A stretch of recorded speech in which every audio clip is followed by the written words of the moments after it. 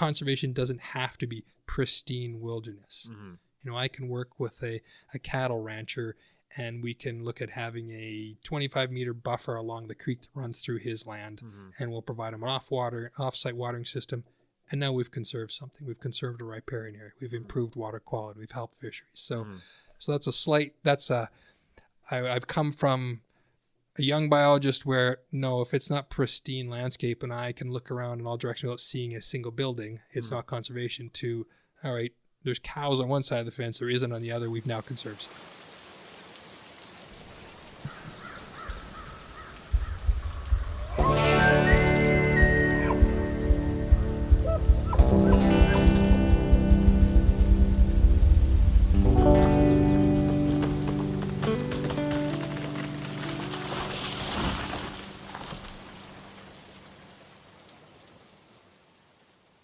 Hey guys, what's happening? Welcome to Your Forest. I'm Matthew Christoph. On this podcast, we talk about environmental sciences with researchers and practitioners to try and figure out what sustainability is and how we can accomplish it. Today's episode, I brought on Todd Zimmerling. Todd Zimmerling is the CEO of the Alberta Conservation Association. I've had him on in the past, and I wanted to bring him on and talk about conservation in a very broad sense. Kind of what is conservation? How do we measure success? What are the hurdles that we face as a society to, doing conservation better, or whether or not our values, how we value conservation is the right way to value it, or if it's just, our own biases that force us to do things the way we do it. So it's a very philosophical conversation. I wouldn't say there's anything solid in here. It was just an interesting conversation to have, trying to suss these problems out, these global problems around, just maintaining sustainability for all people forever, for all species, making it better for everybody. So it was a really cool conversation. I think you guys will like it a lot. I was absolutely exhausted when we recorded this, and I make next to no sense. So I apologize if I ask questions that are very confusing, juvenile, and are I sound to be half awake, because I sort of was. Todd brought it all home though. He he knows how to say words, whereas I seem to have forgotten mine today. So forgive me for my lack of conversational ability. And thanks, Todd, so much for helping me bring this conversation forward, because I don't think I could have done it the way I normally do. So thanks a lot. And sponsors for this podcast is Greenlink Forestry. They've been supporting me from the beginning, and they're doing good work in the forest industry. And a second sponsor is Damaged Timber. Damaged Timber is an apparel company. They give 10% of all their sales towards environmental sciences scholarship for students going into environmental sciences. So check them out at damagedtimber.com. Put in Your Forest 10 at checkout and get 10% off. Really cool company. He's got really cool stuff. He always puts quality before everything else. So check them out. And most importantly, for this year, 2019, West Fraser is the most important sponsor. They have put a lot of funding towards this to try and make sure that it's continuing to have these interesting conversations with people. And I really appreciate their support in furthering forest resources and making sure that we have a sustainable future, right? So thanks a lot, West Fraser. I really appreciate everything you guys do. So thanks. And without any further screwing around, let's dive into this thing. It's Todd and I talking about conservation and conservation success and how we measure it and how we value it and all kinds of interesting, deep philosophical stuff that is very easy to argue against. All right, guys. Here we go.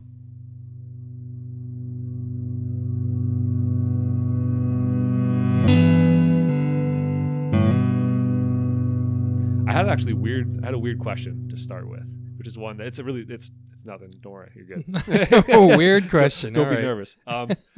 So in modern culture, you hear just a lot of people say outdoors. Like, I like the outdoors. I love the outdoors and that kind of stuff, right? But in conservation writing and outdoor writing, I hear a lot of out of doors. Have you ever noticed that? Yeah, Okay. certainly. Yeah. I've tried to figure out why this is, if there's an origin, if there's somebody that started this. What do you which one's right? Outdoors or out of doors? Or are they both right? I think they're both right. I don't know why one is different than the other, to be completely honest. There's something interesting. Like lots of conservation writers I find say out of doors. Yeah. I don't know what that. Does it sound better? Does it make you sound more hoity-toity? Maybe. I don't Maybe because I mean I would say outdoors, not out of doors. So yeah, out of doors sounds like extra stuff to say. Yes. Just unnecessary. I don't know. Yeah. I don't know. Maybe it's British. I don't know. Yeah, who knows? Yeah. Okay. Anyways, that was just a weird question I had that I tried finding the answer to, and I'm like, what is the origin of out of doors versus outdoors? And who knows? It's just I guess it was just a weird divergence of words at some point in our history. Okay, so your role as CEO, right? Of the Alberta Conservation Association. So obviously you spent a lot of time thinking about conservation and all the different roles that it plays. How would you define conservation? Because I think there's a few different ways, right? Yeah, well, and you're right. There's a few different ways, and I guess I would have a few different definitions depending upon the specific instance we're talking about. But I mean, in general, I guess I would say conservation is ensuring that. Well, I'm as a wildlife biologist, right away I think of wildlife. That's so I think automatically of ensuring there is habitat and species that are going to be around into the future. So doing what we can to ensure that. In a broader perspective, if we're looking at the sort of a broader ecosystem state, is ensuring that we have the habitat and the species around that will be around forever, whether it's aquatic or terrestrial, or whether it's a bug or a fish or that sort of thing. So what steps have to be taken to ensure that you will have those individual species on the landscape into the future? And that's really what conservation is about. Right. So I have a million thoughts in my head. I'm trying to organize them. Right. I tried to write them down on paper and where to go from here, but so would you say would you say minimizing human impact is part of that? Or would you say, like for me, it's kind of, I think of it as minimizing negative impacts, right? While maximizing,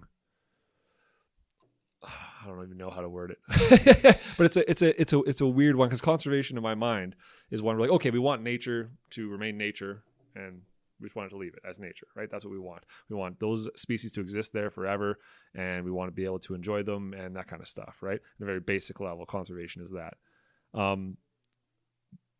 Do you think that there's room for people in the idea of conservation? Well, I think there has to be room for people in conservation, in wildlife or fisheries management, whatever you're talking about, because in the end, it's people. You're not managing wildlife; you're managing people. That's really what it comes down to. And as you said, trying to minimize impacts, absolutely. Right. There's plenty of instances where habitats are being impacted because people love them too much. Yeah. Right. People want to go and see them, and so there's too much traffic. So it is certainly the impact of humans on the ecosystem that you're constantly trying to deal with. So minimizing that impact, and sometimes you're redirecting it someplace else for specific areas. Sometimes you're trying to educate the public as to how they can not love something to death. Those kinds of things happen all the time. So it's certainly, and I think there's that realization that we as individuals, whether we eat meat, whether we're vegans, whether we live in a city or a country, wherever, we're all having some level of impact. Big time, of course. Yeah, the level of impact might vary, but everybody's having impact from being here in the first place. So how do we minimize that impact? And for individuals, it changes whether or not it's a matter of how do I have an impact on that green space in my local community. Therefore, I'm conserving that green space. Or how do I have an impact or reduce my impact on one of our parks, our national parks? Yeah. So it varies with the individual. And this ties in. So the parks actually ties in nicely to my next thought was, you hear people, I think a lot of people and a lot of conservation organizations seem to feel like I would agree, like they're managing human impact on these species, right? And trying to reverse that human impact. That totally makes sense. Yeah, perfect. Do you think that a lot of places or a lot of organizations, conservation organizations, feel like humans, like good conservation would be void of human impact? Or do you think that humans, because like for me, I feel like we're a part of this ecosystem the same as everything else, right? So I wonder if, like, for example, one example that I've heard Stephen Ranella give was, I'd be okay with there being a big chunk of land that was totally conserved, right, in quotations, preserved, and everything's natural and unaffected by human beings, but people aren't allowed to go in there, right? So is that conservation in your mind, or is there a different definition than that? Oh, I think most definitely most people consider that conservation. Whether or not that's a reality for conservation is a different question. That's like saying, well, we'll just keep everybody in a bubble in the city, and everything else will be left natural, and now we've conserved all. Certainly, you have, if your goal is to conserve species and habitats, sure, keep people away, keep human impacts away, you'll conserve them. The reality is, fish and wildlife species don't need us to manage them if we're not there impacting in the first place. But the reality is that's not going to exist. Right. It's a fallacy that it will exist. My concern would be, if it did exist, if people never get the opportunity to enjoy it, never get the opportunity to appreciate it, does it start to lose value? I guess in today's day and age, people value and appreciate a lot of things they've never got to actually go see, because they can see it on the internet or TV or something. Sure. So maybe you can keep that appreciation and love for it that way. But I would think that without somebody being able to go in and see this, place we're setting aside, at least the possibility of being able to go see it. Yeah. All kinds of people I know want to go see the Arctic. Yeah. 99% of them never will. But the idea that it's there is something that people really like, that's, I guess, the dream that someday I could possibly go, as opposed to, it's a great place, but I'll never get to go there. Yeah. And I think that would change the perspective of a lot of people as to how important it is if if there's not even that possibility of going and enjoying it. Yeah. And that's an interesting point. No, I can follow you there for sure. And I've been doing a lot of conversations with Indigenous people around their role in the landscape, right? And what they used to do pre-colonization and all that kind of stuff.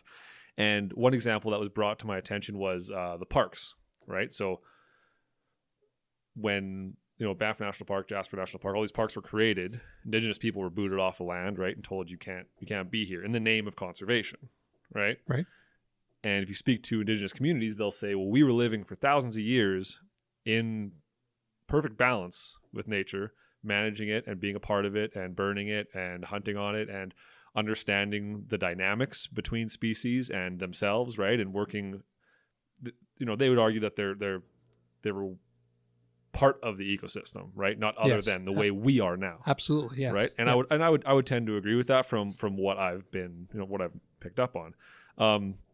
So doing like obviously stuff like that, we look back at booting Indigenous people off of their traditional territory and Jasper and Banff, stuff like that. Not the greatest move, obviously. We look back on it now and realize kind of there was some mistakes with that. Well, particularly since if you consider the level of impact that has occurred since then, with us going and putting a Banff and a Jasper in the middle of a national park. Somehow we think that, making ski slopes, highways, and giant towns is less impactful than having Indigenous people living. Precisely. Yeah. Right. It's interesting. Yeah. It is kind of effed up, right? Like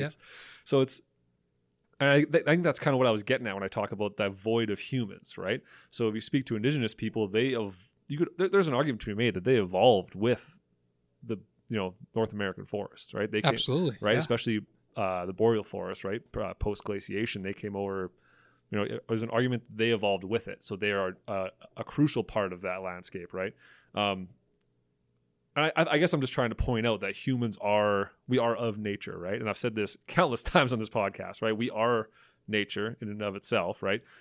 But we've kind of gotten away from those values of sustainability and living with nature and part of nature. We've kind of decided we're going to, I don't know what it is, have dominion over it. And I think those are exactly the words, have dominion over it. There's no doubt about it. That's the attitude of a lot of people for sure. Yeah. And the reality is, human beings evolved in nature, and certainly, Indigenous people in this province evolved with nature.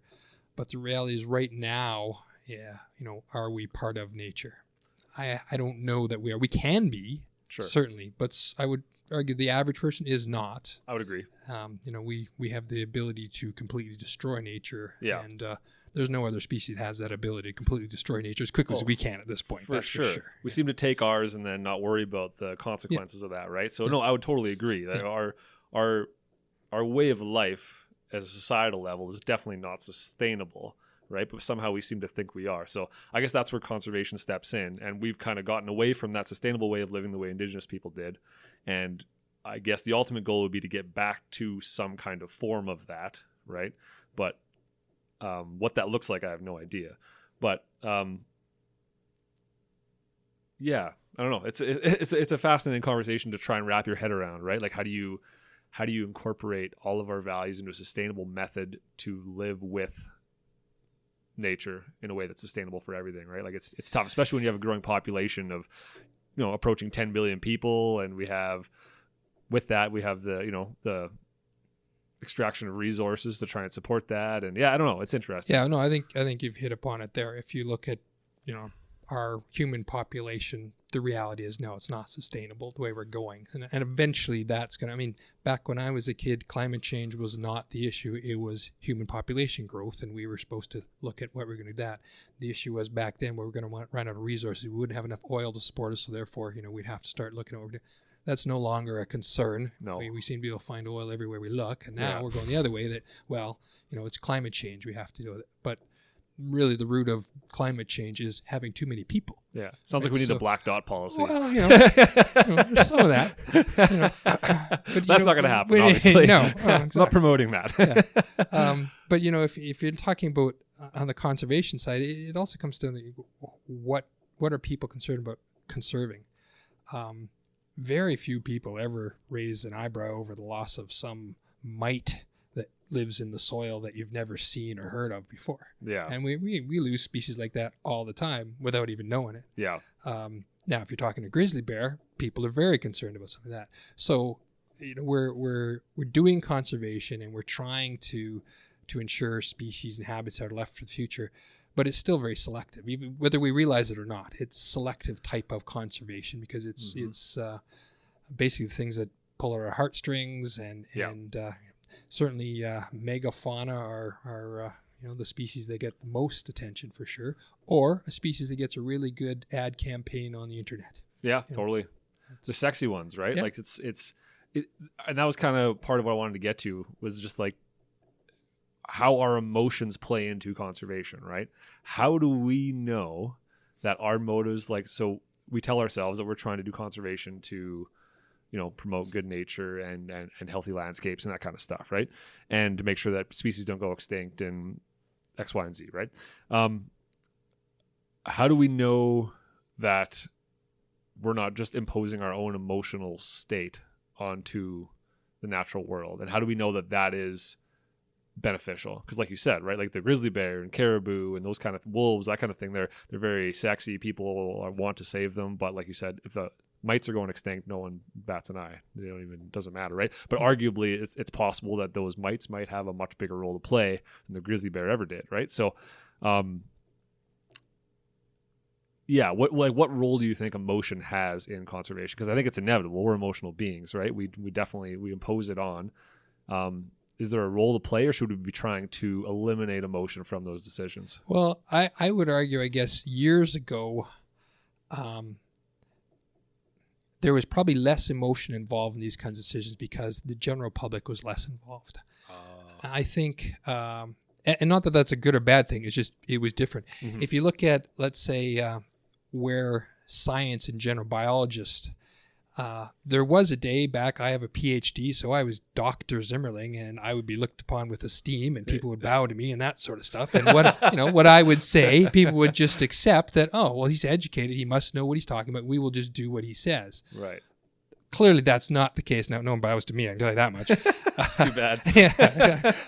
But, as sort of society's evolved, things have changed completely, where decisions around what's important in the natural world are now being made by the general public. We do consultations with everybody to talk about what is important to various groups. And those.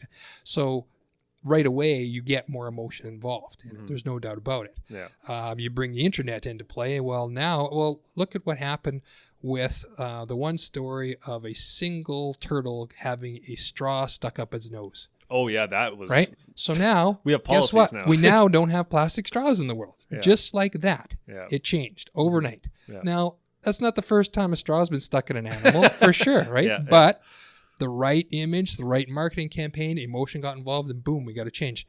It's a good change. Great. Oh, yeah. But why couldn't we have done it 20 years ago? More importantly, in my mind, is have we missed the boat here? Well, we're not going to have straws. Should we maybe ask the question of how were those straws getting into the water in the first place? We clearly have a problem with our entire process here. Yeah. All right. So, but emotion got involved. It made a change for the positive. That's a good point. No doubt about it. I like that. Yeah. The concern I have is that emotional change may not have been driven by a biologist or anybody with any type of biological background or thinking on conservation whatsoever. It could be a myriad of other reasons that somebody decides to push one of these things. And you might get a change overnight that maybe isn't beneficial on the conservation side of things. That's one of the concerns. But it's the world we live in today. The world is now run by social media and the public opinion. Yeah. Which is, it's interesting, right? Like public opinion is, I think ultimately without public opinion, nothing can flourish, right? Like we have to get there as a society in order for real change to be made, right? As long as it's educated public opinion, and that's one of our problems, right? If you can do it in 140 characters, then all of a sudden, people are educated, which is clearly not the case in a lot of times. Yeah, well, no, exactly, right. That ties in nicely to something I was thinking about regarding. I was just listening to something regarding I think it was burrowing owls, and this woman was talking about their their burrowing owl breeding program that they had, right?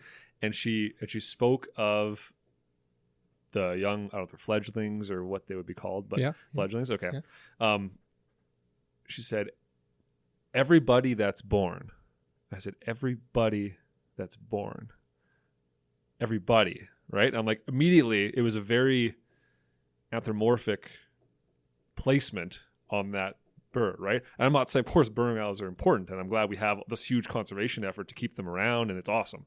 But it was interesting to me to note that emotion was immediately applied, right? That anthropomorphic value was applied to this creature as if they were another person, right?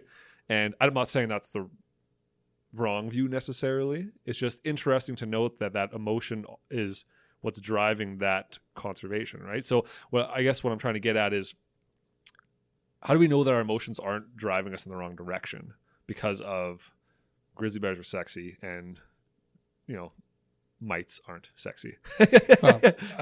We don't. No, we don't. And I guess I see examples where not necessarily emotion is driving the wrong direction, but we may be putting a little bit too much effort in a direction that isn't necessarily required, and we could be going someplace else with that same effort, but emotion is driving this thing along. And to be honest, I think grizzly bears is a prime example.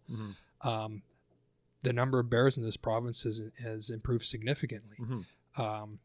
There's still a heck of a lot of work being done on grizzly bears, yet there's other species that are starting to wig out here, and because they're not as sexy, not as much money is being putting into that sort of thing. So so there's grasses and tiny little plants that are disappearing that no one's ever heard of.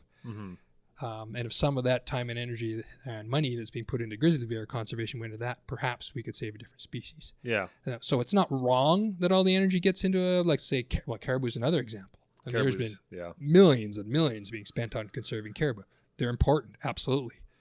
But could some of that money be put someplace else to save species as well, if it were not for the emotion tied to this iconic species? Yeah, for sure. So. And there's and with caribou too, there's like I guess with these big megafauna especially, right? There's a lot of value to indigenous communities that their whole society, like you talk about the Northwest Territories or something, right? Yeah. If the caribou disappeared up there, they would be completely screwed. For sure. Because their whole livelihood depends on the existence of that animal, right? Yeah. So, I mean, there it becomes not emotion, it becomes literally an argument between life and death. Yeah, right? Socioeconomic issues for sure. Yeah, big absolutely. Time. Yeah. No, I just wanted to suss out that idea of emotion and conservation, right? Because I think it can be can show up as being a bad thing. A lot of times people talk about the anthropomorphization of creatures, right, as being bad. And yeah, I could see that, but I also see that it gets a lot of people on the boat. Oh, absolutely. And you know, to be honest, the most successful conservation programs out there are generally ones where someone has done a really good marketing job and made this animal like a person. Polar bears. Polar bears are one, or seals. The seal hunt. Yeah, big time. There was, from a biological standpoint, there is nothing wrong with the seal hunt that's occurring on the East Coast. But boy, from an emotional standpoint, there's lots of things that show up that are wrong. Something about clubbing a ball of fat land on the ice that people don't like. Those big eyes. Yeah, you can make that a very emotional issue. Mm-hmm. And again, there's nothing wrong with the fact no emotion is involved. But if you're looking strictly on your cold calculating science side of things, have we just put a lot of time, energy, and funds into something that really isn't as important as some other critical science-based conservation issues? Yeah. No, that totally makes sense. Do you think we're managing nature for nature's sake, or we're managing it for people's sake? Because you mentioned earlier that it was like we're managing human impact. We're not really managing the creatures. We're managing our impact on society. So would you say that we're managing nature for nature's sake or for our own?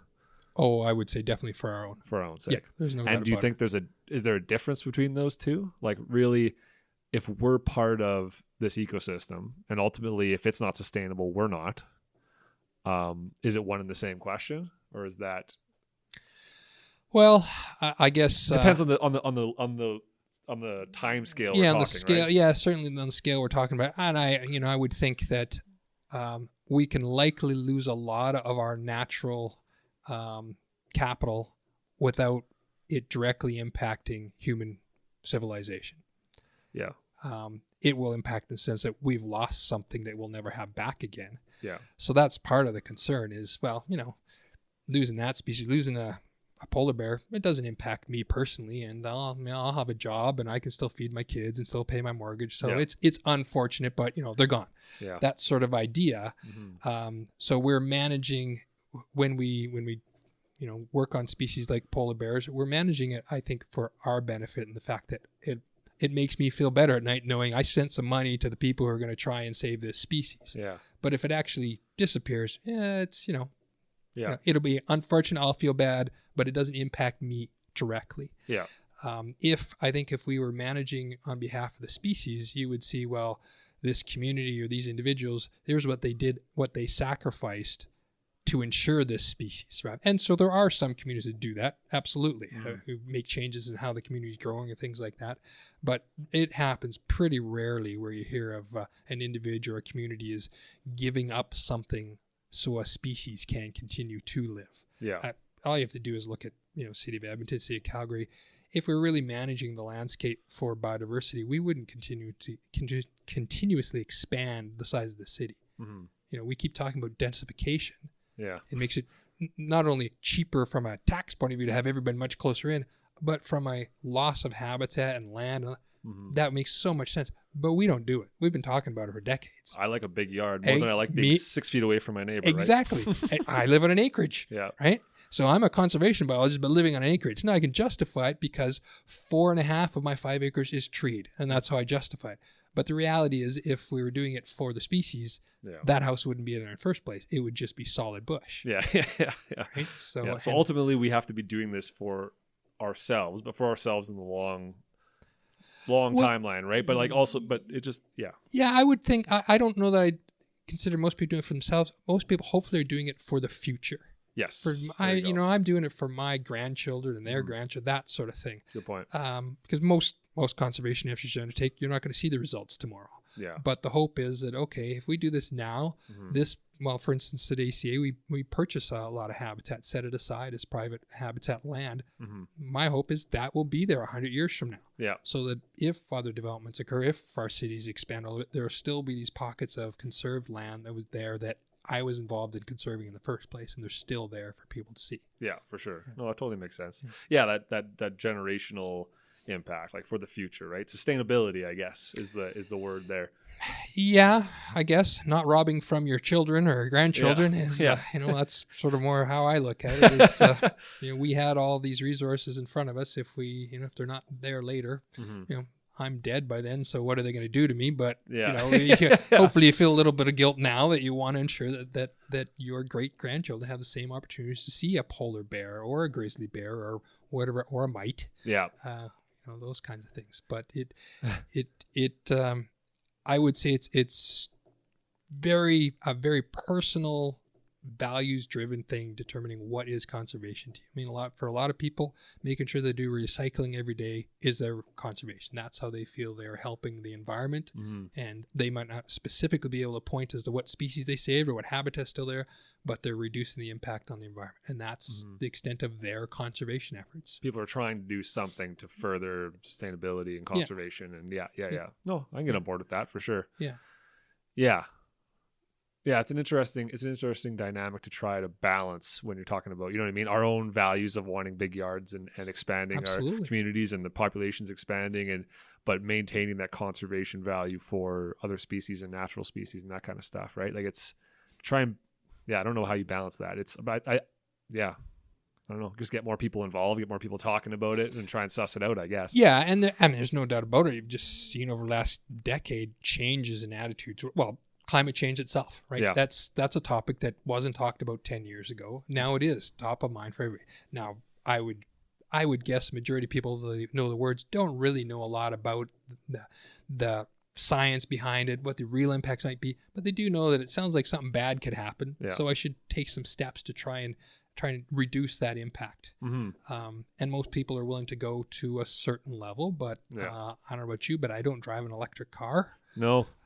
So it's one of those things are we willing to go? Right. And we don't really have and that's part of the problem, right? Is our society doesn't value electric cars enough to have that infrastructure in place yet, right? I imagine in 15, 20 years, we'll probably have, the charging ports and the whatever we need to make electric cars happen right here. But like right now, we're not valuing it that much, right? And we have other problems with electric cars like temperature. I mean, there's all kinds of technical issues, but I don't even think it's an electric car issue. It's a matter of that we don't value the negative impact that is coming yet because we don't see it yet. Yeah. Oh, exactly. Right. So when, the ocean levels start to rise and start to swallow Vancouver, well, Vancouverites will get a lot more on board at that point in time. When Alberta is in its fifth year of a drought where none of us has seen water, this summer's not a good year to be complaining about that. But then all of a sudden, it'll be, this is really directly now impacting me. So when it directly impacts you, then you bet you're going to go buy that electric car to try and reduce that impact. But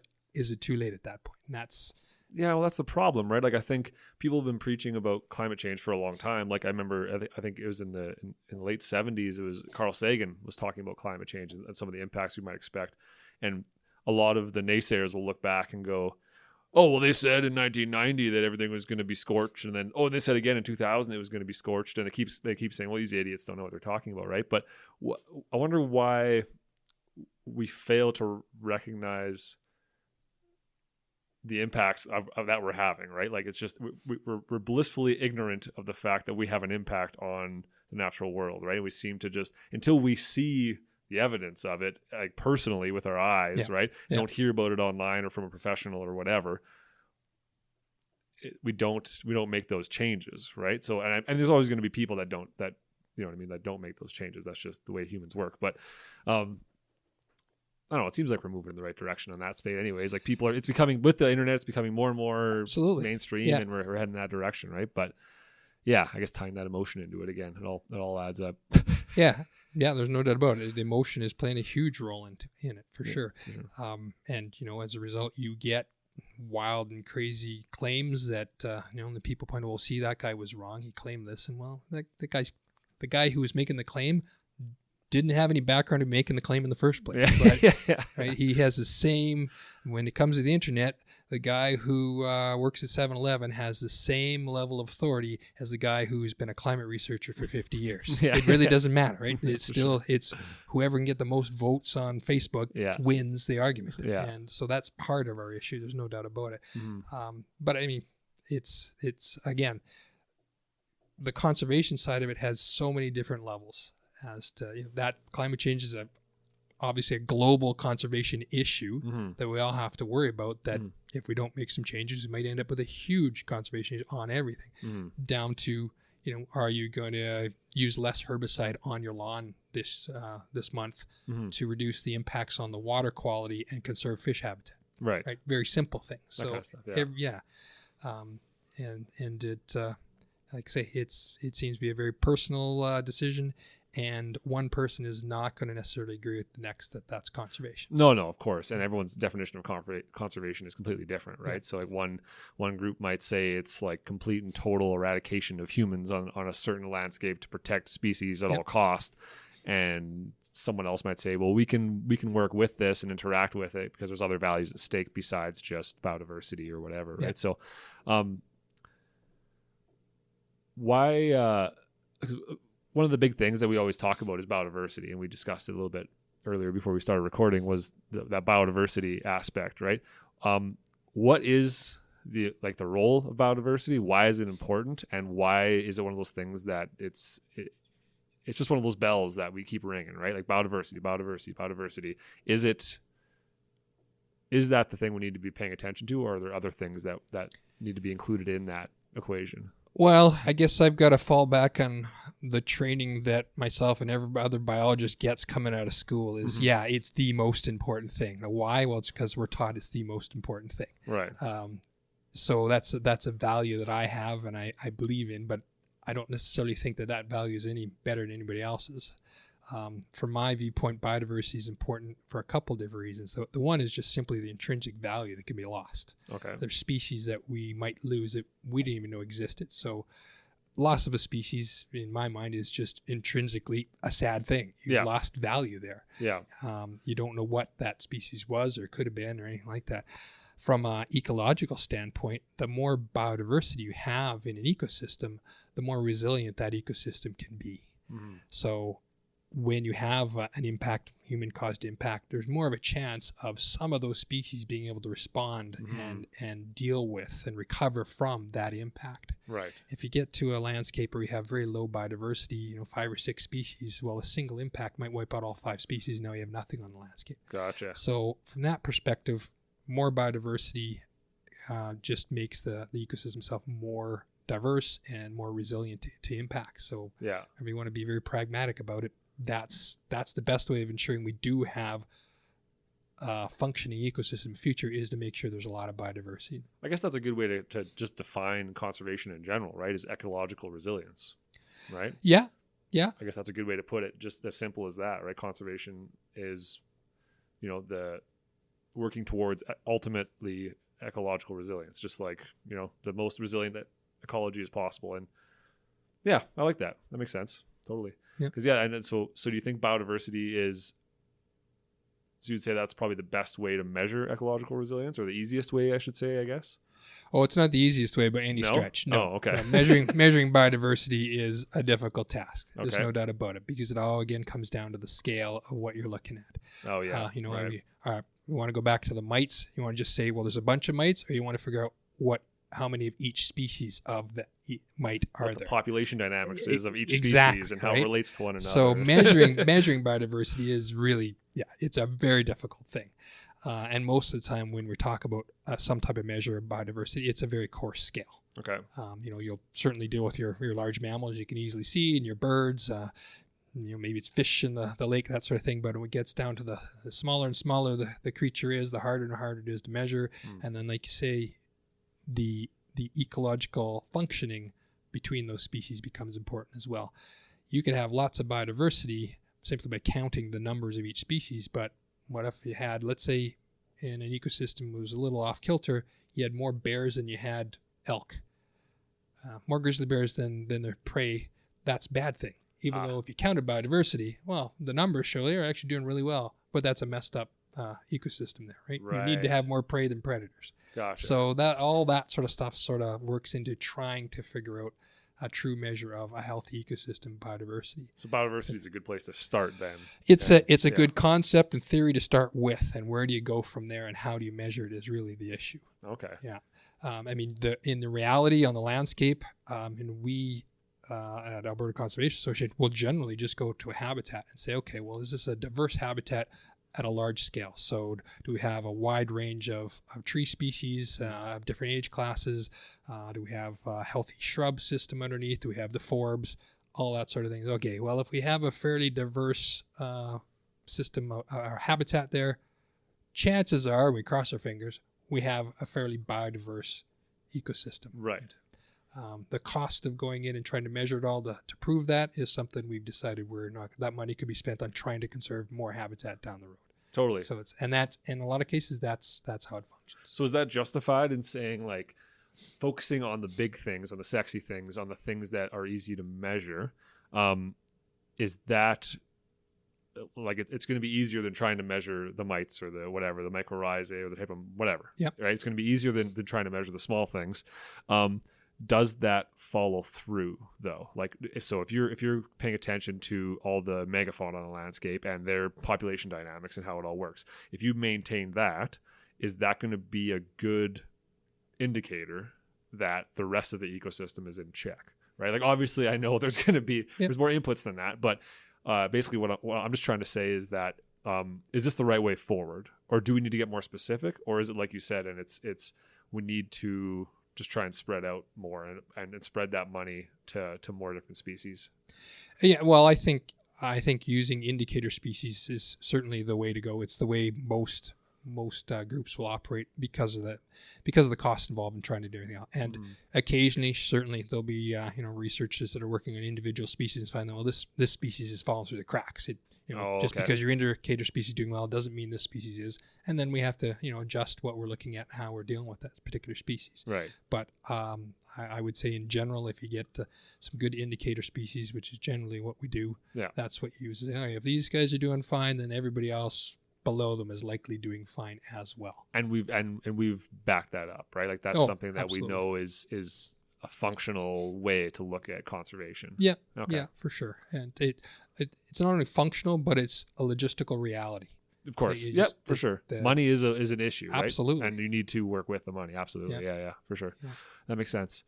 So talking about money, actually, do you think, like, I know places like the States, right? They have they're have a lot. I think they have a lot more resources going towards conservation, because it sounds like they have a lot more taxes, right? On, for example, like all the hunting tags, right? In Alberta, right? A lot of that money goes straight to you guys, right? For doing conservation work. Right. And whereas, like, down in the States, those hunting tags are quite a bit more expensive. Right. And also down in the States, I think they have a bunch of different taxes on outdoor gear, right? Hunting gear and fishing gear specifically. And that goes directly back into conservation and that kind of stuff. Right.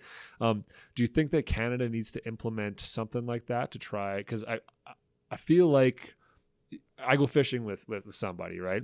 And that person will talk about how this fishery has been mismanaged for years and years and years and years. They need to figure their shit out, because this is a real resource. We need to protect it. We need to make sure it's here. And fish populations are on the decline, and, like, how do we manage this properly, right? And my first thought whenever I hear stuff like that is always like, but they don't have any money. You got, like, one biologist working, like, a group full of lakes, and he's allowed to check out the population numbers and do work on it once every 10 years or something like that. So is one of the problems in Alberta or Canada, if you can speak to it, is it that there isn't enough money to do proper management, or are there different hurdles that we're having trouble getting over? Well, I think funds is always an issue. There's no doubt about it. Mm-hmm. The reality is, in Alberta, the vast majority of conservation work is being undertaken as a result of hunting and fishing dollars. There's no doubt about it, for sure. Mm-hmm. If there's a way of bringing more funds in, now certainly we receive grants from the federal government to help buy habitat to work with endangered species. So there's other grants out there, and we get corporate sponsorships as well. So that's great to have.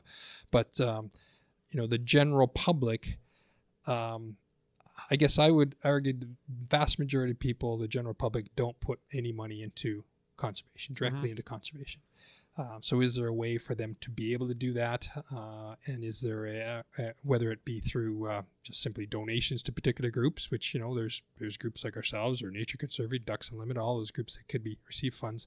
Or, is a tax like I think it's called the Pittman-Robertson tax. Yeah, Pittman-Robertson tax is the one. So, would that work to, put it on outdoor gear in general? Because if you're going for a hike out in these areas, you're having an impact, and presumably you want that area to be there. Yeah.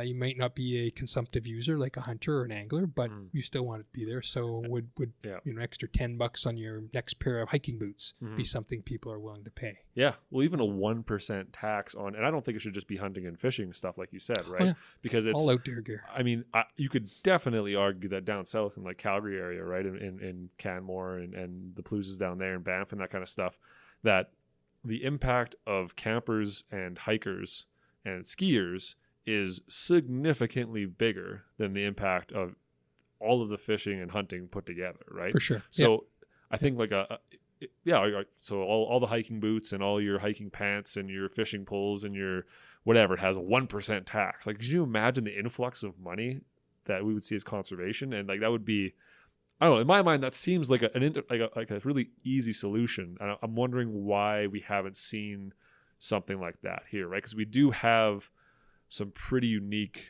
natural resources, right? That, and if we don't take care of them, they might, they could disappear, right? Absolutely. Yeah. And if money is the limiting factor, I wonder, I don't know, have you guys ever looked into anything like that? Like trying to convince the government to do something along those lines? Yeah. So the idea of some type of tax on outdoor gear has come up over the last 10 years for sure from various groups. There's no doubt about it. Yeah. Any traction? Well, various levels, but clearly it's never actually been implemented. Right. We're in Alberta, an anti-tax jurisdiction. Yeah, so straight up. It's not something that most provincial government is going to propose a tax. Sneak now. it in. Just sneak it in there. Well, the question comes down to, maybe if it's a tax where they're specifically saying all the money is going to go to this, particularly this type of conservation work, then, a lot of people might be quite willing to say, okay, I'm all right with paying that kind of tax. Not a problem. Well, especially because it's not on groceries. It's not on gasoline. It's not on things you need to survive, right? We're talking about, these are luxuries, right? These are things that and we need to start paying for our impact on the natural world, right? And that, I think a tax, in my mind, makes perfect sense, right? Like we're not including, there's a cost, right? The same as fossil fuels, right? Fossil fuels has an impact on our society in a really massive way through climate change, but even more measurably through the public health system, right? Through our health system. Right. We have such a strain on the health system directly from the use of fossil fuels for a number of reasons, right? And this can be shown and proven, but we have no way to pay for that because we're not paying for it at the pumps. That's right. Yeah. And that's the point of a carbon tax, and take it or leave it, love it or hate it, whatever. But there's a cost to society of using fossil fuels, and that cost is not being accounted for, right? So that's why we have such a hard time balancing the budget and all this kind of stuff. That's one of the reasons. I think the same argument could be put towards ecological resilience and nature, right? And trying to make sure that it's there. We have an impact of too many people being on the landscape, and we have a role, and we need to try to get back to, quote unquote, a natural landscape. In order to do that, we need money. And so there's a cost on our resources of us being out there, but we don't want to pay for it. It's weird. Yep. No, that's absolutely right. Now, my understanding is this new UPC government is looking at putting I think it's a $30 registration fee on ATVs, quads, those kinds of off-road vehicles. Makes sense to me. And that money, as I understand it, is supposed to go towards a fund that will help work on trail systems and crossings. Yeah. And I haven't heard anybody in that community saying we're against that idea. Because it doesn't affect you. It's like it's $30 for it's going to be so like a big influx of money, and it doesn't affect your use. You're not going to stop using your quad because you have to pay $30 to register it. Exactly, right? And most of them are quite excited about the fact. Okay, that'd be great if we had a trail system, and if we had made sure that all the crossings were appropriate, so we're not causing them. So most of the people I've talked to are very. They want to be responsible users, and if in fact these funds can be put together towards something like that, they'd be all for it. So, and to be fair, the people that you talk to are going to be pro conservation because that's your circle. Absolutely, that's certainly have a biased group for sure, no doubt about it.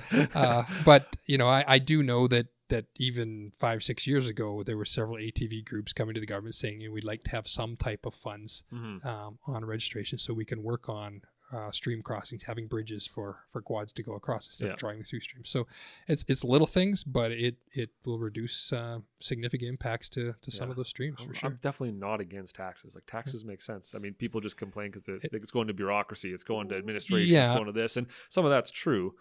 But that's a necessity of the society we live in, and ultimately we need to pay for our impact on the world, right? And we're not right now, so we need to start incorporating this, or we could be in trouble. So that's my own personal, extremely biased opinion of it. Yeah. But I mean, I'm sure there's an opposing viewpoint that might make sense, but I'm against taxes, but yeah. I'm okay if I know what they're going for sure. Mm-hmm. And I think the idea of, if I paid extra when I bought my next pair of boots and I knew that money was going to something specific around conservation, I wouldn't have a problem with it. If it was just going to the general revenue, well, then it'd just be... Well, of course. If it's going to general revenue, nobody wants to pay it. Yeah. And I'm on board with that. But like I'm saying, that's the point of a tax, right? Yeah. It's supposed to increase the amount of funding going towards something without reducing the amount of use, and actually putting that money towards positively impacting that resource, right? So it's, I mean, if it's doing that the way it's supposed to be, then I think, why are we not all for it, right? But it's interesting that we just, no, I don't like the fact that I'm, it's going to cost me an extra couple pennies a year. I don't like that. No more of that, right? Yeah. I hope we see something along that lines, because I feel like that's one of the big hurdles, is just the lack of money towards managing some of these things, right? It's certainly, there's no doubt money is one issue, but the other issue is getting everybody on board as to what the appropriate conservation activities are, and I guess who is willing to take the impact. Because usually if you're going to make, let's look at the park that they were proposing. NDP was proposing the Bighorn. Sure. Right. So they were going to do it for conservation reasons, but some people were going to be directly impacted by that. Of course. Quite a few people.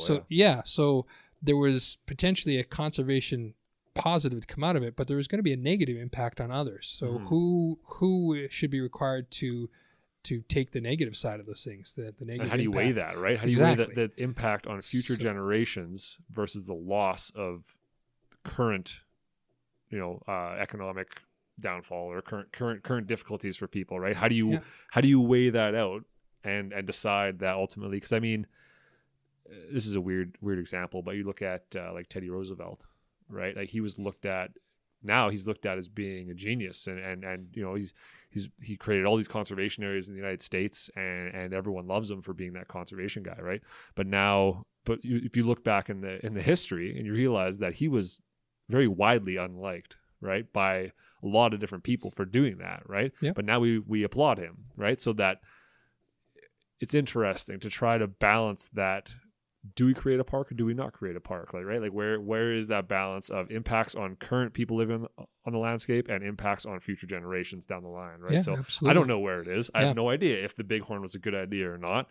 There's so many things to talk about there, but so funding is one thing, but coming to agreement as to what can or should be done and who's willing to actually pay the cost, because I certainly can get on board with the guy who doesn't want to park if it means I don't have a job anymore to feed my family. For sure. Like that's the last thing anybody who thinks about when they can't feed themselves is conserving something, right? No, yeah. But there are certainly, if I look just directly at types of programs that we run, funding is our biggest issue. We're not talking about doing parks, so we do a lot of work with private landowners where we're working with them, trying to reseed pasture to native grasslands, trying to fence off riparian areas to protect them, those kinds of ideas.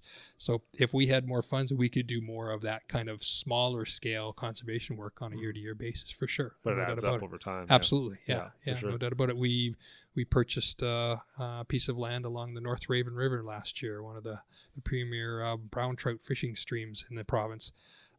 And I just got a phone call the other day. There's another piece of land available. Are we interested? Well, yeah, we're interested, but we don't have the money to purchase it. Yeah. Right? So if we get a discount, if somebody's got $500,000 laying around, wants to give me a call, we can go and protect another quarter section of land along that stream. Yeah.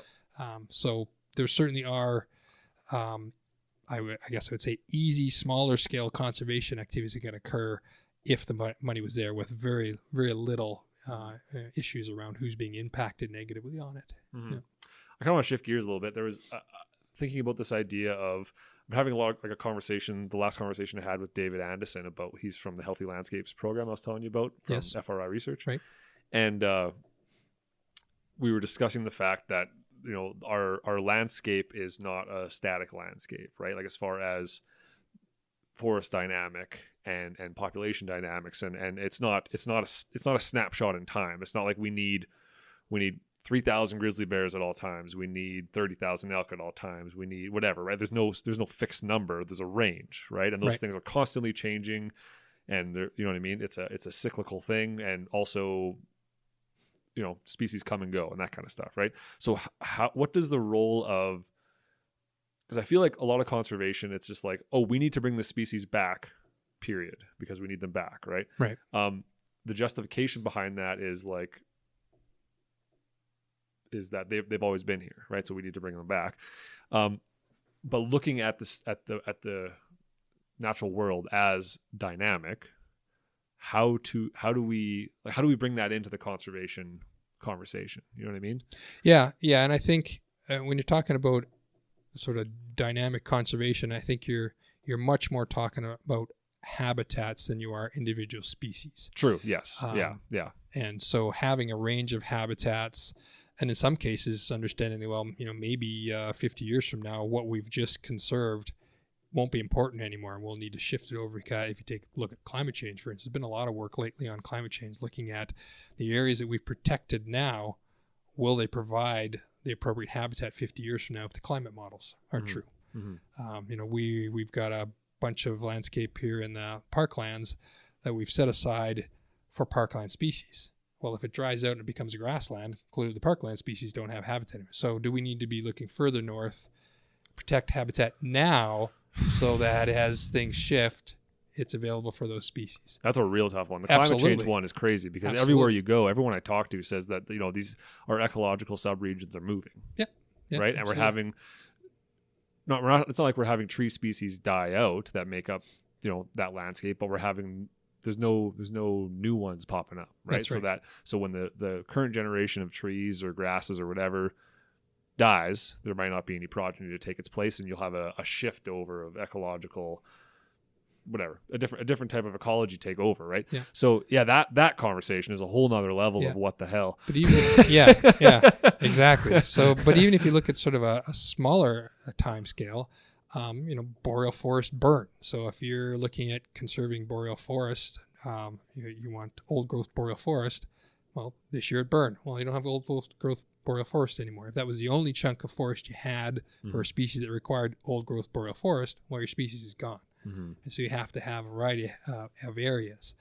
Mm-hmm. The other thing that happens all the time is you'll see, let's say you'll stick a radio transmitter on deer to get an idea what habitats are they using. You'll find out, well, they use, you know, this fieldy area 50% of the time, and this aspeny area 30% of the time, and then something else 17%, and just 3% of the time they're using this chunk of really dense conifer trees. So it appears that habitat is not really all that important to them. So you move forward with your conservation efforts. You don't worry about the dense conifer that has really dense cover over top. Then the 1 year comes when you get 4 feet of snow. And it turns out that 3% of habitat is the only habitat that they can actually go to where they can walk around and find food. Every other habitat is buried in snow, and they're all dead. Mm-hmm. So while the habitat on average is not used much, that one critical time is what they survive on. Is that one, and that's something that isn't. When we look at averages, it's great, but an individual doesn't live on averages. Yeah. If one event happens, you're done as an individual. Yeah. And so that's another reason for it. That's where you see the dynamics occurring, the need to take into account a lot of variation in the landscapes. Yeah. And the fact that what is important in the landscape will vary with time, and whether or not that time scale is a season or, you know, in the climate change time scale, whatever. It varies at different scales. Yeah. And so it's constantly changing. And you're right in that most people think of nature as static. Yeah. Like we have 50 bears in a landscape, and that's how many bears we should have. And that's just not a reality. All species will go up and down depending on a wide range of variables. The issue is, in a lot of cases, we have that variation, but the variation is on a downward trajectory. So where it used to bounce between 30 and 50, now it bounces between 20 and 40, and then years later it's now bouncing between 10 and 30, and your lows get lower and your highs get lower, and you're heading down, and that's really where the issue is. Right, and we can point to that. We know that now that's happening with most species. Like we're seeing this downward trend from our own personal, or society's impact on the natural world. Yeah, loss of habitat and whatever. So in that same kind of mind frame, what's our obligation to species? Like take take caribou, for example, which is a super charismatic species that everyone's really worried about, right? And fair enough. What is our obligation to a species that turns out to not be sustainable in the current paradigm that we're living in, right? So you have a species like caribou who, without people, they were fine, or without, I should say, Western culture, they were fine, right? They're sustainable with indigenous culture, and they're sustainable for hundreds or thousands of years, right?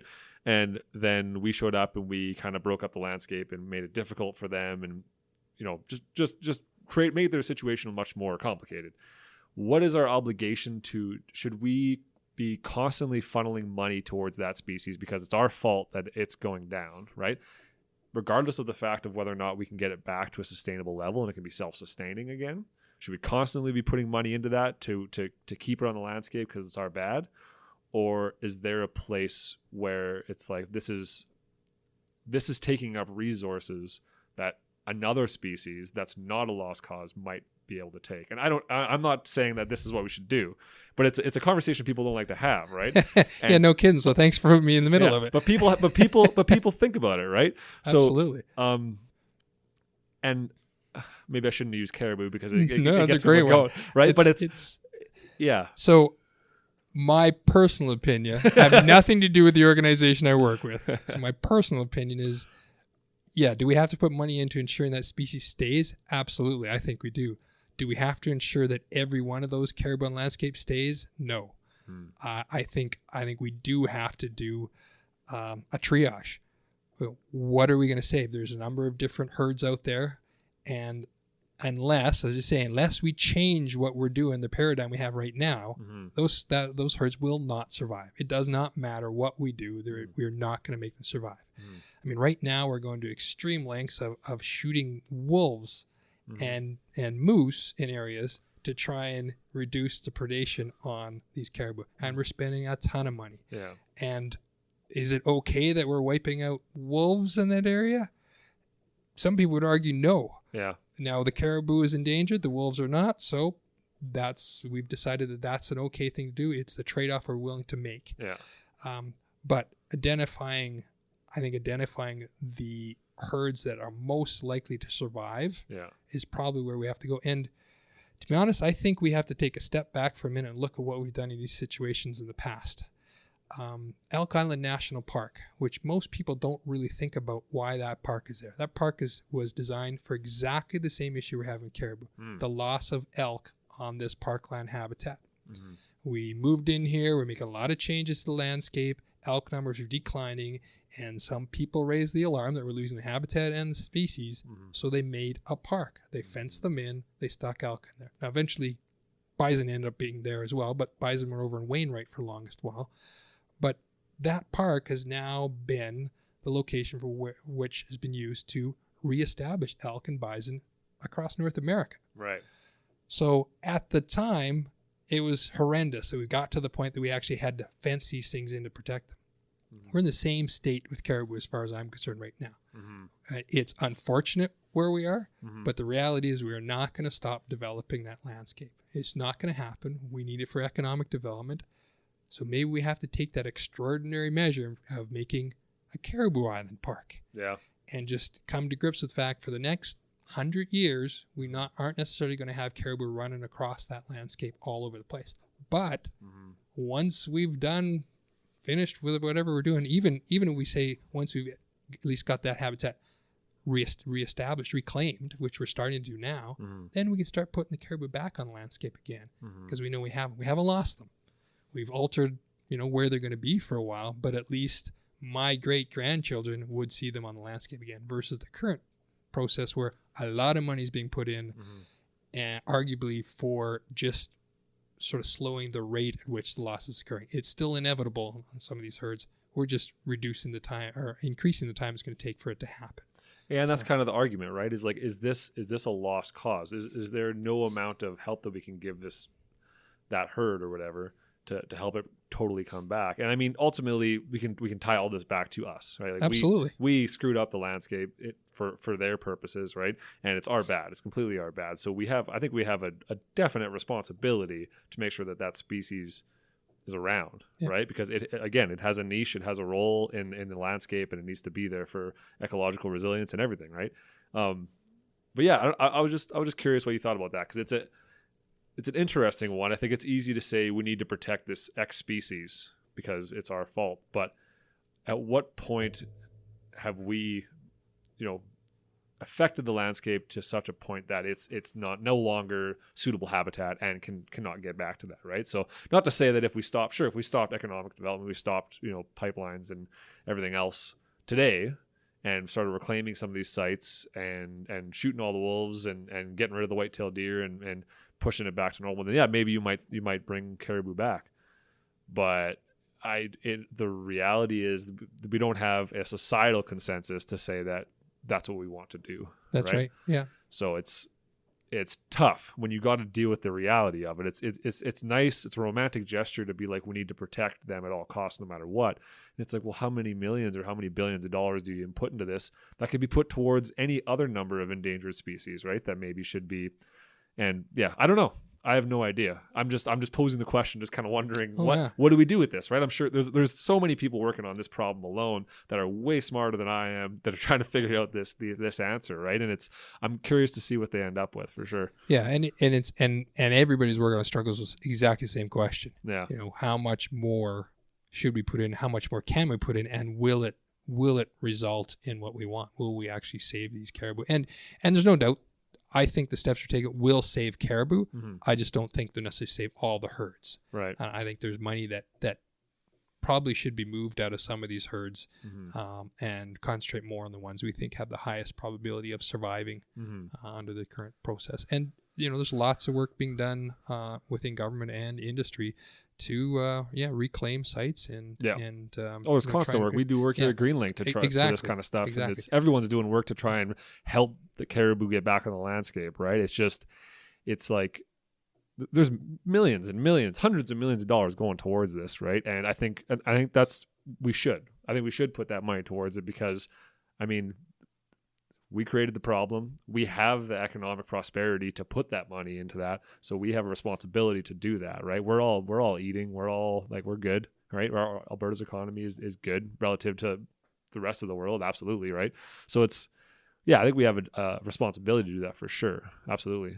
It's interesting. But so changing gears a little bit, what is the obligation around, say, a species like white-tailed deer, right? Where with climate change and with the increased expansion of human beings into the landscape, we have white-tailed deer getting into areas where they've traditionally never ever been, right? I'm not sure what the numbers are. You probably know a little bit better than I do, kind of what the historic range of white-tailed deer was when it was in Alberta and where it is now. But I know it's significant. Like they've, you know what I mean? And especially considering white-tailed deer is a highly valued resource for a lot of Albertans, right? Yeah. There's a lot of hunters out there. There's all kinds of stuff, right? That people want them on the landscape. They like seeing them. What's our obligation towards conservation for that species? Because that's not a species that's going to go anywhere anytime soon. I mean, CWD is a thing, so that maybe that, but yeah, for sure. But what is our obligation to, say, the mule deer, right? Because I know white-tailed deer move in, mule deer tend to move out. Whether or not that's because white-tailed deer moved in or there's another corresponding part of the white-tailed deer moving in, that is the real reason for mule deer moving out. What is our responsibility to a species like that?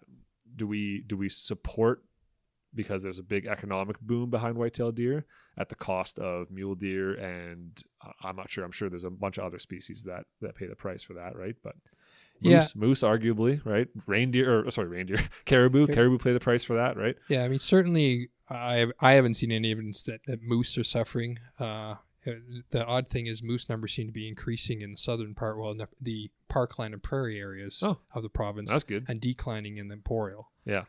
So it's interesting. I would say really the only species I've really seen that has had or likely is suffering negatively from white-tailed deer has been caribou, and it's because of white-tailed deer and moose being a food source for the wolves. Okay. Without the white-tailed deer and the moose, you wouldn't have the same wolf numbers around where caribou are. And so, but from a conservation point of view, we certainly aren't concerned about whitetail or moose or mule deer being around in the future.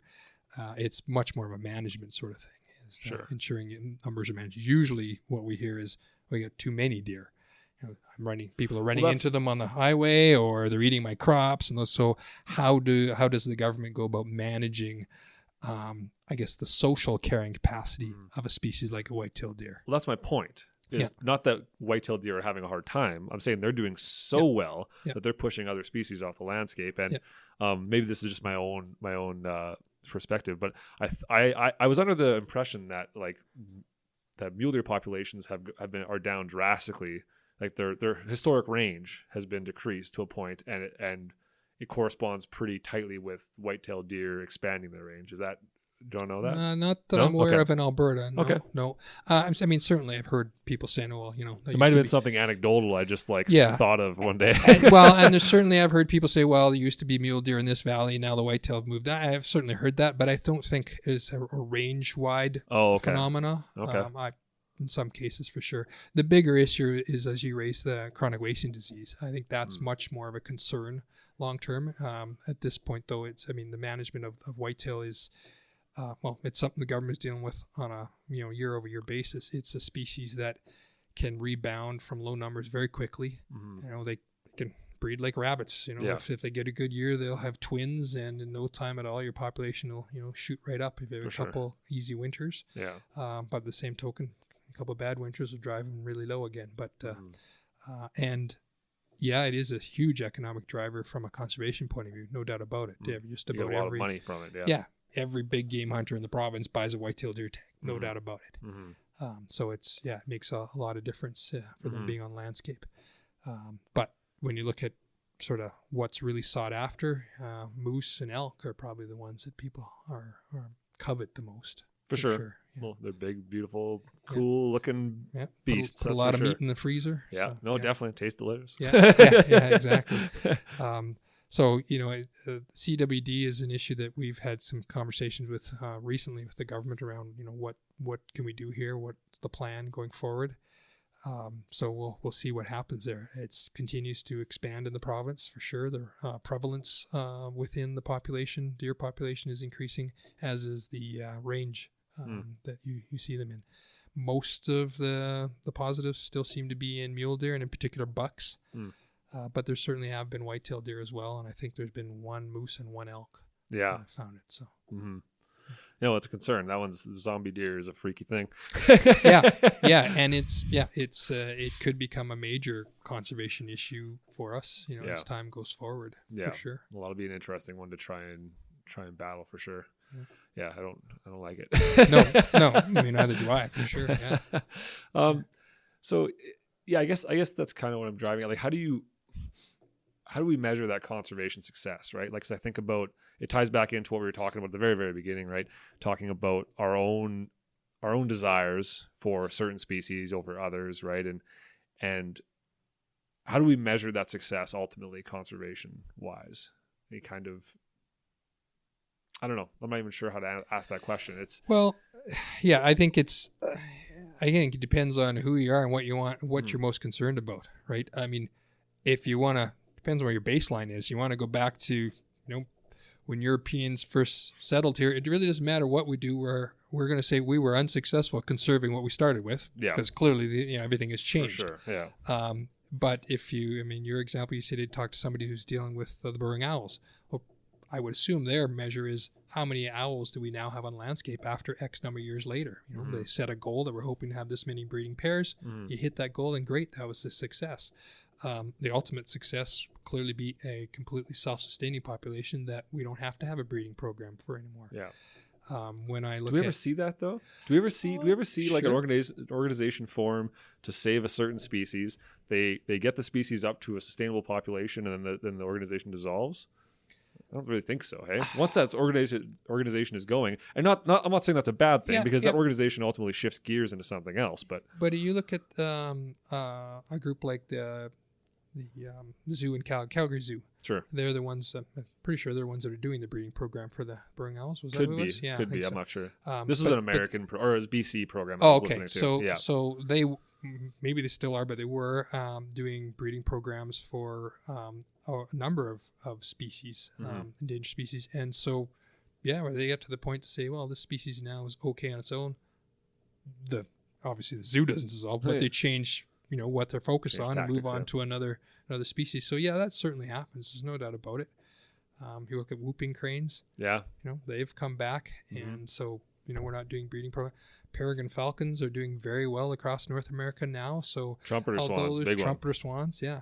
So although maybe the organizations might still exist, but guaranteed not at the same level as they were before, because now they're just monitoring as opposed to having to breed them and worry about habitat issues and all that sort of stuff. So there has been despite all the sort of negative we always hear about conservation issues, there's clear evidence that we can bring species back. Oh, for sure. There's no doubt about it. We've been successful in the past. It's it takes a lot of effort and a lot of time to do it, but it can be done. We're better for it, for sure, right? It's like you said at the very beginning, that ecological resilience is part of that, and it's our fault that this happened in the first place. So it's our responsibility to make sure it gets brought back, right? Absolutely. Do you think it seems like a lot of these species, they always have they always have a champion, right? An organization that's formed to push this resource and it's always great, because a lot of times it ends up in conservation success, and you end up bringing back a population and you maintain that population. And it's awesome. Do you think it's necessary to have an organization like that for every species of concern? And should there be, for example, a mule deer conservation group, or a white-tailed deer conservation group, or a short-nosed shrew, I think it's short-nosed shrew or whatever, a shrew conservation group, before they become a problem? Should we be funneling those private dollars into that kind of stuff beforehand? Do you think that's, or is there such thing as an oversaturation of conservation efforts? I think there certainly can be an oversaturation for sure. Okay. No doubt about it. I mean, if you do is just sort of talk to the general public, and oftentimes people are just tired of hearing negative stuff, right? So, but despite that, without champions, it doesn't necessarily have to be individual group for individual species, but without a champion for the species, then who cares? It has no voice. Exactly. No, for sure. It needs a champion, definitely. When you look at something like mule deer, I don't think you need a mule deer conservation organization if they become an issue. You will have hunters will be that voice. Alberta Fish and Game Association, 25,000 members, they will be the voice that says, hey, there's a reason we want to keep these now. They want deer on the landscape because they're consumptive users, but they care that they're there. Other non-hunters, might not agree with them harvesting deer, but they're going to get the same result. The deer will be maintained on the landscape because you have somebody there who's a champion of that animal. And I certainly strongly believe that without some type of champion, very little happens, and it sort of disappears. And to be honest, you look at caribou, it's been how many years of trying to come up with a plan to conserve them. I guess there are some champions, but there isn't a specific Save the Caribou group that is constantly keeping in the public's eye as to what's going on now, what needs to happen next. So there's a bunch of groups doing it. well, there's a bunch of groups, but it's something that I would say there are small groups, not necessarily not all over social media. They're not in the news every day, that sort of thing. And imagine if that was where we are now, 20 years later, because caribou were being studied when I was in grad school over 20 years ago. I had friends who were working on them then. Yeah. So realistically, all that's happened in that time is numbers have started decline and continue to decline, and certainly number of activities have been implemented. Yeah, but we still haven't conserved them yet. I would be interested to see if we had like a big push like they did for polar bears, say, right? Yeah. Like there was that big push for polar bears, and all of a sudden everybody cares and everybody's on top of it. Absolutely. If we saw something like that with caribou, what that impact would have on, especially Alberta, like you said, we're a province that's very much about economic prosperity and pushing that dollar, maximizing it every time, right? And I think sometimes we overdo it quite a bit. I think we overvalue the dollar relative to the amount of conservation and other values that we can have, I think. Right. But I mean, obviously economic prosperity is needed to have these values in the first place, period, like you said before. But I think sometimes we get a little greedy and we push that dollar value a little, you know what I mean? We push Absolutely. a little bit of that a little bit too much without taking into consideration the impacts that it has. So it'd be interesting if we had that kind of a crazy media presence for caribou that was in everyone's face and everybody knew about it and everybody saw it was cute and liked it and wanted it to be there. And then we heard from Indigenous communities to just really get the outcry up, right? And what kind of impact we would see, right? Yeah. Because, I mean, I totally support like the forest industry and this kind of stuff, but I think that ultimately we might need to change the way we do a lot of different stuff in the landscape, right? From oil and gas to forestry to even recreation. We might need to start to value these things a little bit differently, and not just in the money they bring in. But I don't know. It's interesting. How do you think we begin to bring in those multiple use values, right? Those things that don't bring money into the economy. How do we provide value that can be accounted for and therefore act upon? You got to bring in the emotion, like we talked about at the very beginning, right? Yeah. That's really what is the value? I don't know, but there's a lot of value to me to see a caribou standing there. I can't put money on it. Mm-hmm. The economists will tell you they can figure out how much it's worth to me, but there's ecosystem, ecosystem services and that kind of stuff. Yeah. But I mean, someone in the city doesn't give a shit, right? Yeah. So. but see, they do to a point, right? They still want to know that animal's out there, that they could go see it if they wanted to, as opposed to it no longer exists. Yeah. Right. That's an interesting value, right? Yeah. To just know it exists. Never necessarily want to see one, but you know it's out there and it makes you feel good about yourself. Absolutely. And that's great. I think everyone has that. You're right. But how do we turn that into dollars to help save that creature? But that's where you see ad campaigns all the time on TV. Give your $20 today to save the species you will never see. It's always money. And people, well, a lot of times it is. Now, in the case of caribou, maybe it's not money. Maybe it's political pressure. Maybe, maybe it's we have a brand new government in, so I'm curious to see what's going to happen here. Usually when things change, you get a bunch of movement on various files. Mm-hmm. How far it goes, I don't know, but it's just one of those things that I think without an advocate, a lot of these things sort of disappear. Yeah, you're right. It ties all the way back into just this is about us. Yeah. It's not really about nature. It's about us and us managing our own impacts and not being so shitty. Yeah. Well, I mean, sage grouse is another one, right? Okay. There's no voice for sage grouse. Mm-hmm. They used to be a hunted species. They got taken out of the hunting regs. You can't hunt them, and sort of the voice for them disappeared. So, the government is working on trying to bring them back little by little. But I don't know. Have you heard where they're at? No idea. Exactly. No idea. And I'm in this world. Well, exactly, right? So maybe we're doing well, but because it's not front of mind, because there isn't a voice that, that saves the sage grouse society. Mm-hmm. Maybe there is. I shouldn't say that, but I've never heard of them. Yeah. They disappear. People don't think it. You bring it up, people say, "Oh yeah, that's important to me," but not that important. But not that important. Yeah. So. Yeah. So it's just sort of way we operate as people. Right? Totally. Well, I mean, I think there's a more sustainable way forward. I think the way we've developed our culture is probably a bit egotistical and not exactly, we're not thinking about our impact more, besides the fact that we want more stuff. You know what I mean? Yeah, on average, for sure. Yeah. So I wonder how we can start to change that. And I think we are. I think with the outcome of the internet in the last 30 years, we've seen a big conservation push, right? Everyone knows about what conservation means and how we can go about it, right? So it'd be interesting to see where we are in another 30 years as far as conservation efforts. And obviously the ACA focuses a lot on game animals, right? That's a lot of your focus, which is a big. But there's but we also work on species at risk. We're out there working on piping plovers. We're buying habitat for sage grouse. We have peregrine cams out there to try to raise awareness. So and all our funding comes from hunting and angling dollars for sure.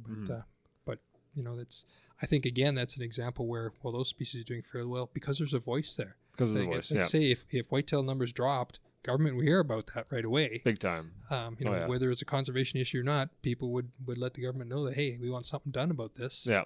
So that from that point of view, there is a value. I guess that's the key to it. There's a value placed on that wildlife because somebody wants it there for their own purposes. Enough to want to do something about it. Absolutely. Not just to say, I like that. Yeah. Which most of us do. Yeah, exactly. Yeah. So, from your perspective, what do you think should change with how we conserve lands and how we conserve species? What are we doing wrong, and what are we doing very right that we need to do more of? Well, I think I don't know if we're doing that much wrong. We could do more of it, but one of the key areas that I see in the work that we do is, like I said before, we do a lot of work with private landowners, and if you look at the amount of agricultural land we have across the province, it's huge. Mm-hmm. If we could have, let's say, 10% of that landscape, converted or enhanced for wildlife values, fisheries values, sort of thing, it'd have a huge impact. Totally. But we go to do that, you're asking an individual landowner to potentially give up part of their livelihood, part of what they could make of income for my well-being, your well-being, everybody sitting in Edmonton's well-being. So how do we fix that? And that's back to this ecological goods and services. So how do we pay that landowner to make some changes on the landscape so that they're not negatively impacted, and we all get the positive impact of they're now not going to plow through an ephemeral wetland. They're going to leave it there because we're going to give them money to do that.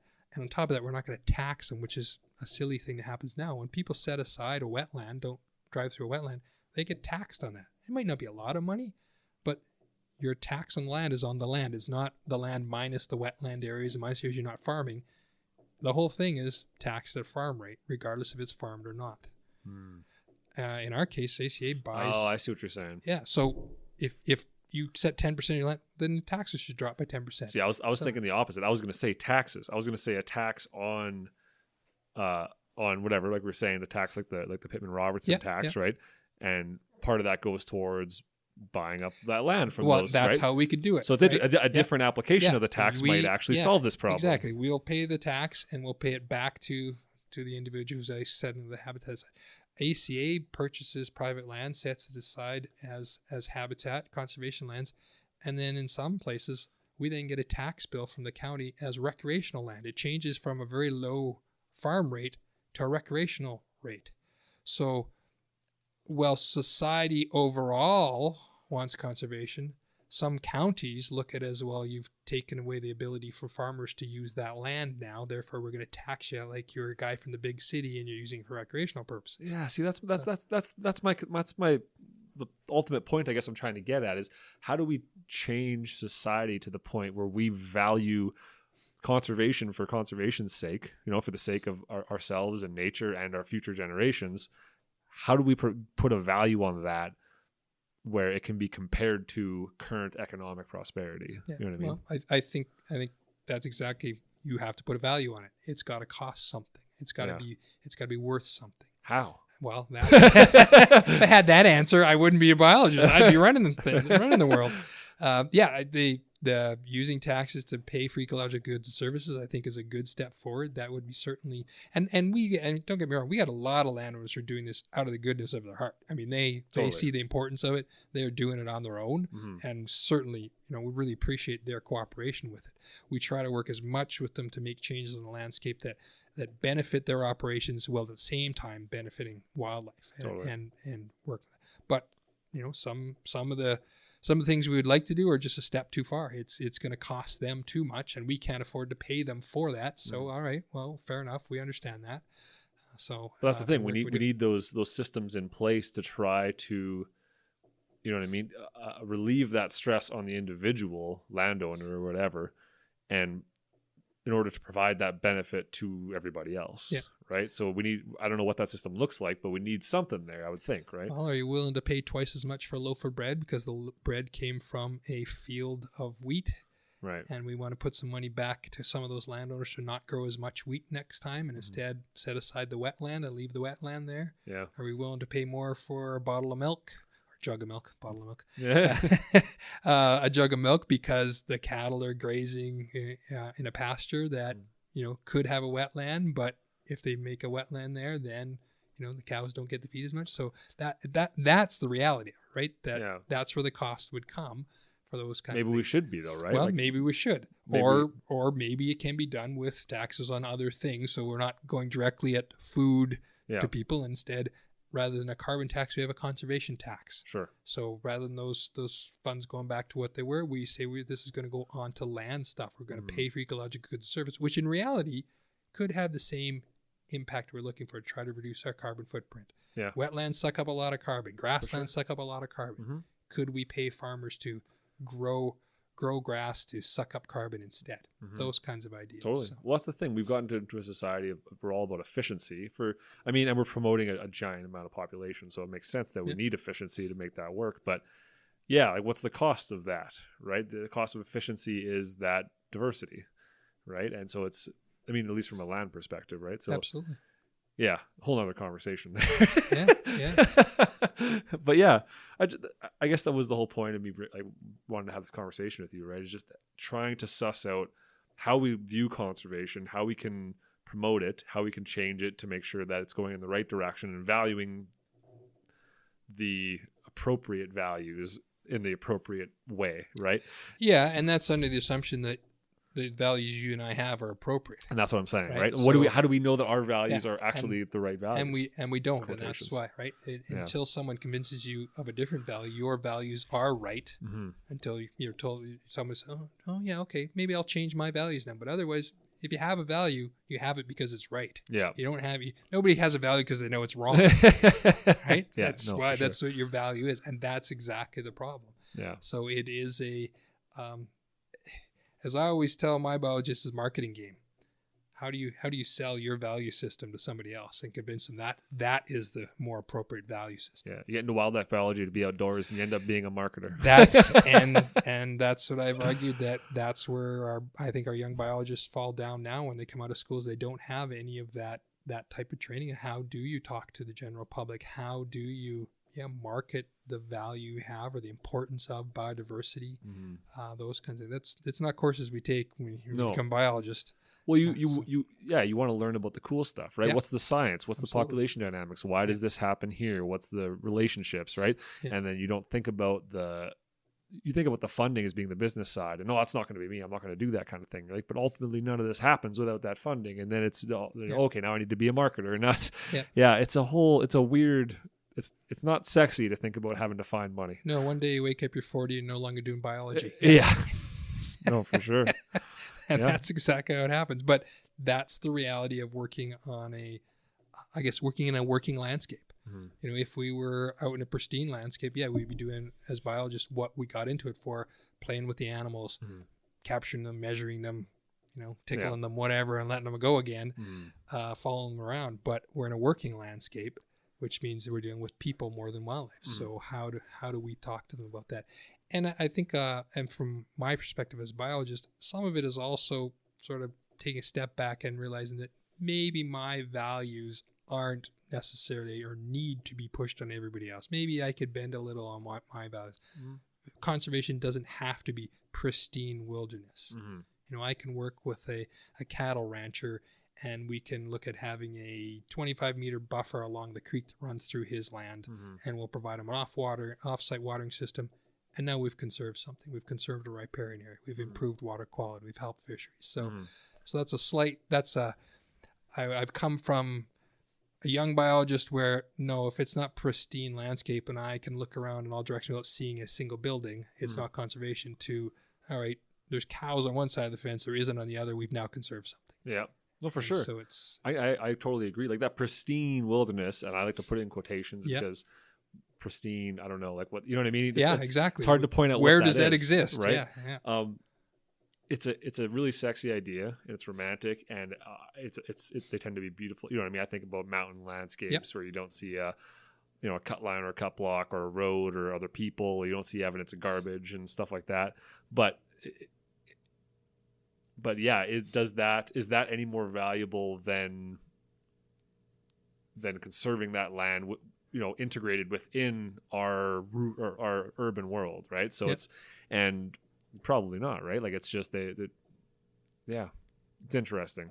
I like that though. I like that way of thinking about it, right? Is that there's an impact that we have being integrated on the landscape, and we can, just by making small changes, we can have a really big positive impact on not just nature, but on society as well, right? Absolutely. Like you said, just protecting that riparian area. Sure, it's great for some of the waterfowl, or maybe muskrats or beavers or whatever, right? And it's good for water, but it's also good for, like you said, for water quality, and it's reducing the cost on society directly by filtering out some of those that erosion and that kind of stuff, right? So it all comes down to values again, right? Like it's just those. It's interesting that we have all these values, but we fail to convert a lot of those values into monetary perspective, right? But they have a monetary cost, but they're just not being directly associated with our impact.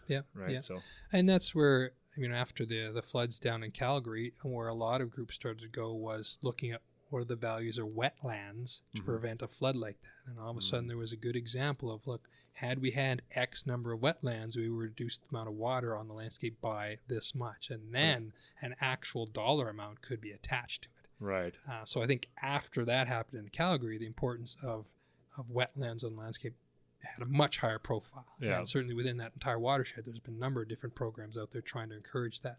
Makes sense, because instead all we have is hard banks where the water bounces off of and then just accumulates and just blows out of proportion. Yeah. And certainly there's been a number of different research projects looking at the cost savings to water treatment plants if the water's filtered naturally in the first place before it gets into the river, into the water treatment plant. It's a huge cost in society. Yeah. So but again, that's not where biologists come from, right? No. We need to figure out what's the marketing key. Well, the marketing would be figuring out what is the value, what is the actual monetary value of wetland. So we got to work with an economist to figure that out, and then say, okay, this is, $50 or $500 an acre is what this wetland is worth. Yeah. So let's see if we can put some in, and in that case, I would argue, well, then I come to the city of Edmonton and say, well, if we get this wetland put in by Farmer Joe, it saves you $500 an acre. How much are you, the city, willing to put in that? And the city comes back to its residents and say, well, here's why we're doing it. So we're going to jump your taxes by $1 each, and we're going to get this many wetlands upstream. And everybody's pissed. Yeah, exactly. Yeah. So, but that's that disconnect from nature. We see ourselves as other than nature somehow, right? We're not. Yeah. We don't recognize our impact and the cost it has on our society and everything else. And that's the thing. I think ultimately, if we're conserving land and we're doing what's best for, quote unquote, the natural world, we're doing what's best for us at the same state immediately and for the future, right? Like that's the truth of it, right? So, yeah. Man, we really screw things up, don't we? We managed to take something simple, and then we're just like, well, we just make it worse. Yeah. There's no doubt about it, actually. Yeah. It's chaos. Yeah. But you got any final thoughts, any final words of wisdom you want to throw out there? Well, I think, I don't know the words of wisdom, but I've got 2 kids, 20 and 21, and of course they've grown up in a household with biologists. My wife is a biologist as well. And so I try to stress to them as much as we as parents and biologists complain about how bad things are, they're not as bad as what they seem. There's still lots of positive going on. And as far as I'm concerned, as human beings, there's no problem that we can't solve with enough time and money. Oh, I agree with that. Yeah, so we're very innovative people. Absolutely. Right? If we run across a problem that costs us a lot of money, we find a solution really damn quickly. Exactly. Right? So. Like we've seen it time and time again, and I totally believe in our capacity to pull it off when it comes to endangered species and that kind of stuff. Like No, I think it's great. I have a huge amount of faith in the human race when it comes down to crunch time. It's just those intermittent times where we seem to just screw the pooch for a while. Yeah, before waiting for crunch. Yeah. If we could only plan to just do it before the crunch came, it'd be a lot simpler for everybody. Yeah, exactly. Right. Like we don't want to take action until we have no other choice. Absolutely. If we could just do it beforehand, we wouldn't run into such high costs. That's right. Oh man. Okay. Awesome. That was a long conversation. Yeah, it was good. It was good. I'm not sure if I mean, I'm so goddamn tired that I haven't been able to come up with a single sentence that makes any sense, right? Like, I'm very disappointed in my capacity to form a sentence for this hour and a half conversation, but you pulled it off, so it's good. No, it's good. I mean, we went all over the place, which is what I expected on, what is conservation. It's all over. How do you wrap it up, right? Absolutely. So, awesome, man. Well, thanks for coming on. This is great. Yeah, no problem. Thanks a lot for listening, guys. I hope you like that. I know I really enjoy talking to Todd. He's got a cool perspective. Thanks for listening. And if you guys have any questions or concerns or whatever, just shoot me an email, yourforestpodcast@gmail.com. Remember to rate and review. Really helps me out. And I appreciate the support, guys. So we'll catch you in a couple weeks. Take it easy.